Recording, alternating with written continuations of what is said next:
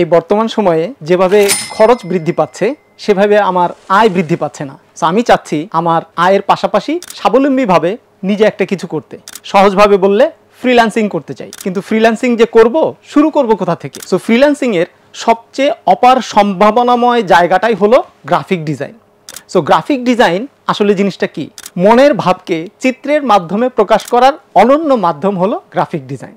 উদাহরণ দিয়ে যদি বলি, আমার একটা ফেসবুক পেজ আছে, সেই পেজে আমি একটা কাভার ছবি দিতে চাই। এই কাভার ছবিটা আমি কিভাবে ডিজাইন করলে অন্যের দৃষ্টি আকর্ষণ হবে, আমি অন্যের কাছে নিজেকে উপস্থাপন করতে পারবো, সেই কৌশলটাই আমরা বলছি গ্রাফিক ডিজাইন। সো এই যে কাভার পেজে ছবিটা তৈরি করলাম, এইরকম আমার একটা প্রোডাক্টের ছবি আমি তৈরি করতে চাই। আমি কি জিনিস জানি সেটাকে আমি অন্যের সামনে প্রকাশ করতে চাই, তাহলে যে মাধ্যমটা লাগবে সেটা হলো গ্রাফিক ডিজাইন। এই গ্রাফিক ডিজাইন করতে গেলে যখন যেই জিনিসগুলো আমার সামনে আসবে, আমার ছবিটাকে আমি ডান দিকে রাখবো, বাম দিকে রাখবো, কোন কালারটা দিব, কোন কালারটা কম দিব, কোন কালারটা দিব না, কোন ফন্টটাকে কতটুকু বড় করব, এই যে বিষয়গুলি আমার মাথার ভিতরে আসে, আমি খেই হারাই ফেলি। যেই কারণে আমরা দেখি অন্যের পেজে অনেক লাইক, আমার পেজে মোটেও লাইক নাই, আমার প্রোডাক্ট কেউ দেখছে না, অথচ আমি চেষ্টা করে যাচ্ছি। কোথায় যে ভুল হচ্ছে সেই ভুলটাই আমি ধরতে পারছি না। যদি আপনি এই ধরনের সমস্যায় পড়ে থাকেন, তাহলে গ্রাফিক ডিজাইন পার্ট 1 বইটি আপনার জন্য। পার্ট 2 পার্ট আপনাকে ভেঙে ভেঙে কোন জায়গায় কোনভাবে আপনি নিজেকে উপস্থাপন করলে